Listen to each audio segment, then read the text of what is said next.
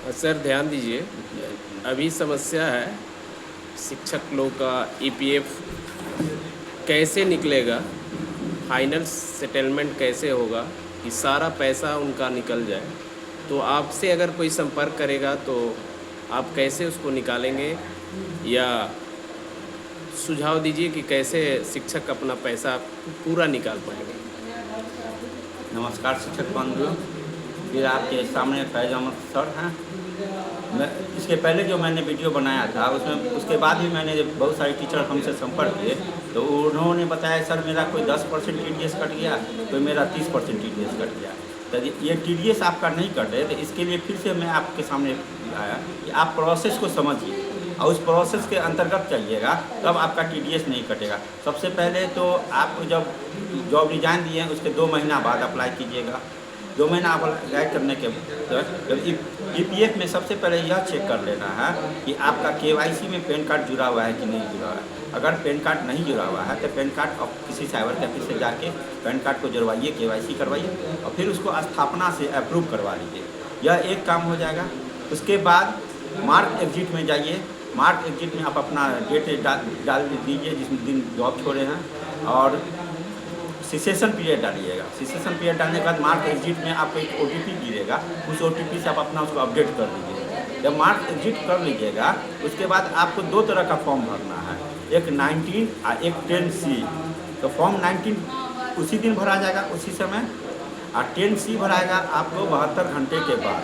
10C जो pension वाला पैसा है उसमें वो आएगा, और 19 में आपको पैसा जो आएगा वह पैसा आपका जो एम्प्लॉय शेयर जो होता है वो आएगा। तो इसमें क्या करना है, सबसे पहले आप ऑनलाइन सर्विस में जाइएगा क्लेम में, तो उसमें PF फाइनल मारना है। तो PF फाइनल जब करिएगा तो उसमें आपको एक फॉर्म मांगेगा 15G। बिना 15G के तो डालिएगा नहीं। 15G अगर नहीं डाल रहा है तो आपका 10% TDS कट जाएगा। उस TDS को बचाने के लिए आप एक 15G फॉर्म भरिए, उसका साइट से 15G फॉर्म अपलोड कीजिए। उसको भरने का तरीका देख लीजिए क्या क्या भराता है। उसमें जैसे भरने का तरीका 15G फॉर्म में है, तो सबसे पहले आप अपना नाम लिखिएगा। मैं आपको 15G फॉर्म भरने का तरीका बता देता हूँ।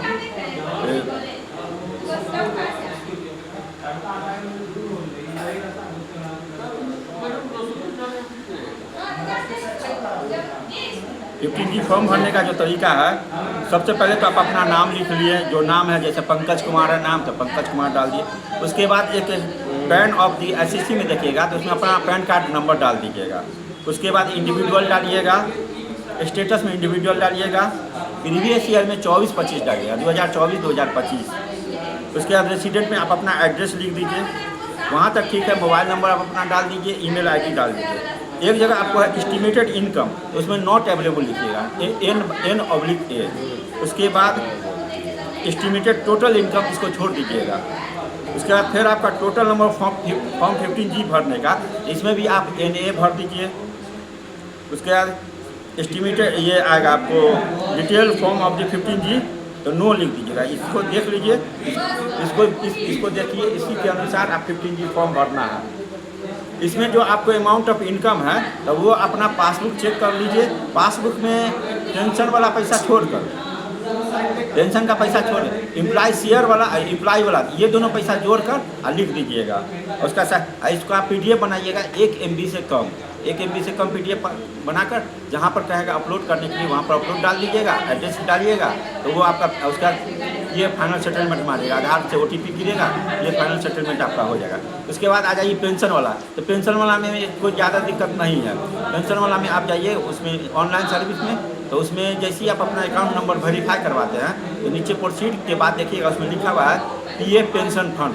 PF इसमें 2 तरह का चीज़ है, एक PF पेंशन फंड है, एक स्कीम 31 है। तो स्कीम 31 को छेड़छाड़ नहीं कीजिएगा, नहीं तो वो आपका फिर पैसा फंस जाएगा। स्कीम 31 को नहीं छूना है। PF पेंशन वाले पे क्लिक करके उसमें आप अपना सारा डिटेल भरिए और उसको फाइनल मारिए, तो आपका पेंशन का टोटल पैसा आ जाएगा। शुक्रिया। इसी के साथ मैं अपना नहीं, अगर आपसे कोई संपर्क करेगा सर कि हाँ, अगर हमसे संपर्क करके कराना चाहते हैं तो मेरा मोबाइल नंबर है 7761934786। इस पर संपर्क कीजिए, आपका जो भी प्रॉब्लम होगा हम सॉल्व कर देंगे। Thank you sir.